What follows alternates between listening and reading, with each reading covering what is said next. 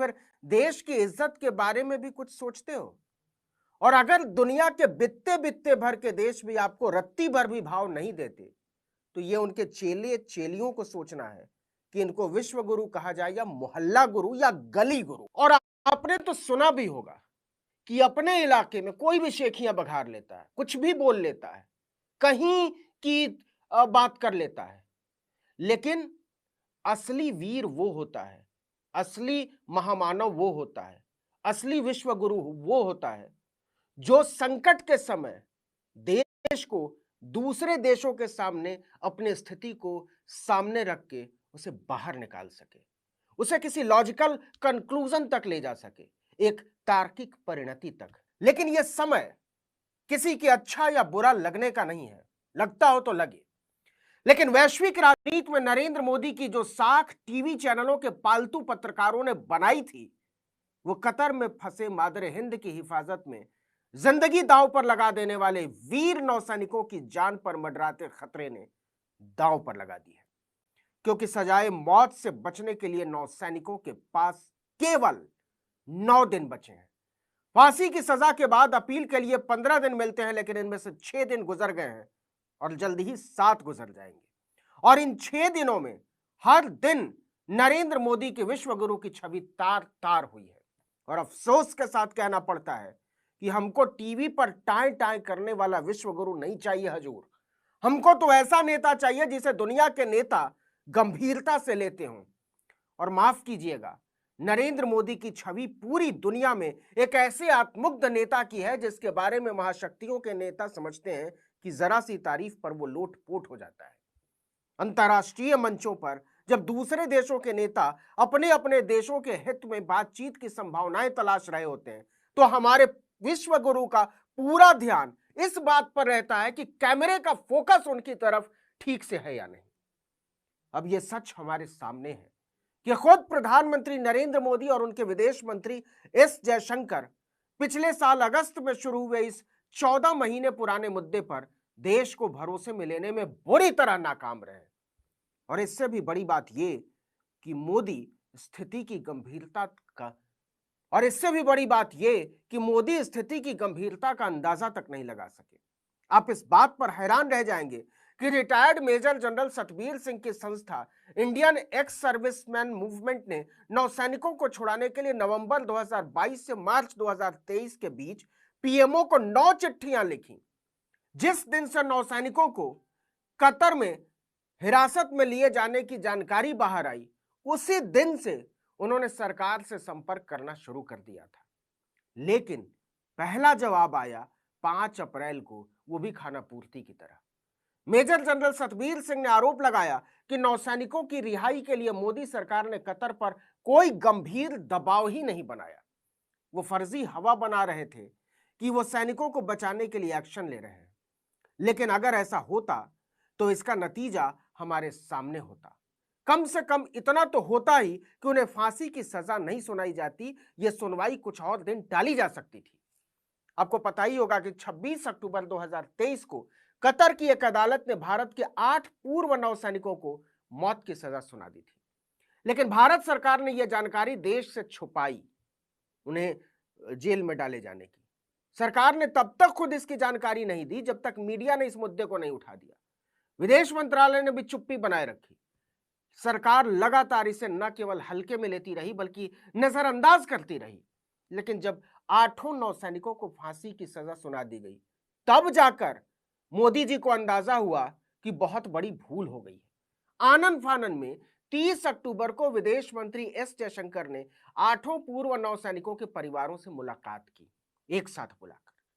नरेंद्र मोदी की सरकार हमारे वीर सैनिकों की कितनी इज्जत करती है, इसका अंदाजा इसी से लगाइए कि नौसैनिकों के परिजनों को विदेश मंत्री से मिलकर अपनी बात रखने का मौका मौत की सजा के ऐलान के बाद ही मिला। इसके पहले परिवार वालों से मुलाकात करने की बात तो दूर, उनके सवालों के जवाब भी नहीं दिए थे सरकार ने, प्रधानमंत्री ने या विदेश मंत्री ने या रक्षा मंत्री ने। यहां तक कि सरकार तक अपनी बात पहुंचाने के लिए नौसैनिकों के परिजनों ने बीजेपी के बड़े अधिकारियों से भी संपर्क किया था, लेकिन सरकार के लोग उनसे मिलने को तैयार नहीं हुए। आरोपों के मुताबिक विदेश मंत्री के साथ नौसैनिकों के परिवारों की मीटिंग कोई 1.5 घंटे चली। इसमें सभी परिवारों के लगभग 20 सदस्य, विदेश मंत्री खुद जयशंकर और उनके अलावा विदेश राज्य मंत्री, विदेश सचिव और कतर में भारत के राजदूत मौजूद थे। इस बैठक में विदेश मंत्री के सामने भारतीय नौसैनिकों की पत्नियां और महिला सदस्य रो पड़ी कि हमारा क्या होगा, हमारा कसूर क्या है। वहीं परिवार के कुछ सदस्यों ने मंत्रियों के सामने तीखी नाराजगी जाहिर की। उनका मानना है कि जो नौसैनिक देश का सम्मान है, वो 14 महीने से विदेशी जेलों में कैद है। उन्हें शारीरिक और मानसिक यातनाएं दी जा रही हैं, लेकिन सरकार ने इसे गंभीरता से नहीं लिया। अब जरा विश्व गुरु की विश्व में इज्जत और साख को भी समझ लीजिए। बहुत डुगडुगी पीटते हैं ना चैनल वाले, तो सुनिए। सरकार इस चुनौती से कैसे निपटेगी, इसे लेकर उसे दूर दूर तक कुछ पता नहीं है। वो सिर्फ हवा में तीर चला रही है। कमाल की बात तो यह है कि अपने पास टीवी चैनलों का एक महान विश्वगुरु मौजूद है और भारत कतर को मनाने के लिए तुर्की की मदद ले रहा है, उनके सामने हाथ जोड़े खड़ा है। क्यों? क्योंकि तुर्की के कतर के शाही परिवार के साथ अच्छे संबंध है। इसलिए सरकार को लगता है कि वो अगर मध्यस्थता करे तो विश्वगुरु की मिट्टी में मिलती हुई साख, इज्जत बच सकती है थोड़ी बहुत। भारत सरकार ने मदद के लिए अमेरिका से भी बात की है। इसकी वजह यह है कि रणनीतिक तौर पर अमेरिका की कतर पर जो पकड़ है वो बहुत ज्यादा मजबूत। यह भी कहा जा रहा है कि अगर विदेश मंत्रालय की सारी कूटनीति नाकाम हो जाती है, तब इसके बाद प्रधानमंत्री नरेंद्र मोदी कतर के राजा तमीम बिन हमद अल थानी के साथ बात करेंगे। तो ऐसा विश्वगुरु देखा है आपने? बताइए कि जो यूक्रेन में युद्ध रुकवा देता हो, अमेरिका के राष्ट्रपति जिससे हाथ मिलाने के लिए तरसते हो, पीछे पीछे भागते हो, वो अपने जाबाज नौसैनिकों को छुड़ाने के लिए कभी तुर्की के आगे गिड़गिड़ा रहा है तो कभी अमेरिका के आगे। मतलब विश्वगुरु की हिम्मत नहीं हो रही है चवन्नी भर के देश कतर के अमीर से सीधे बात करके कहें कि भाई मैं विश्व गुरु हूं, वैक्सीन गुरु हूं, मास्टर स्ट्रोक गुरु हूं, लेकिन तुमने जो स्ट्रोक दिया है वो वापस लो, नहीं तो मैं क्लीन बोल्ड कर दूंगा। भारत सरकार की लाचारी देखिए कि मामले को संभालने के लिए कतर में पूर्व भारतीय राजदूत उसी दीपक मित्तल पर भरोसा किया है जिसने सारा मामला बिगाड़ा, खराब किया। जब 8 पूर्व नौसैनिकों को गिरफ्तार किया गया था, तब यही दीपक मित्तल कतर में तैनात थे।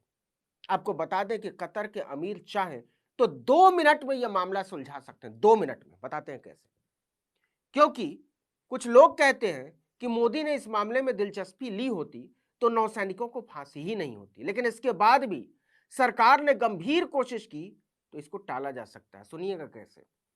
अल थानी हर साल ईद और कतर के नेशनल डे के दिन फांसी की सजा पाए लोगों को माफी देते हैं और उनका फैसला अंतिम होता है। ईद तो निकल चुकी है, अब आने वाली ईद बहुत दूर है, लेकिन कतर का राष्ट्रीय दिवस 18 दिसंबर को है, मतलब अगले महीने। भारत सरकार के सामने अब इसके सिवा कोई रास्ता नहीं है कि वह कतर के अमीर के सामने नौसैनिकों को माफी देने की प्रार्थना करे। लेकिन अगर कतर के अमीर के सामने अर्जी लगेगी और जैसे ही अर्जी लगेगी, मोदी की विश्वगुरु की छवि की किरचें उड़ जाएंगी। लेकिन अब जो भी करना है तेजी से करना होगा, क्योंकि वक्त हाथ से निकलता जा रहा है।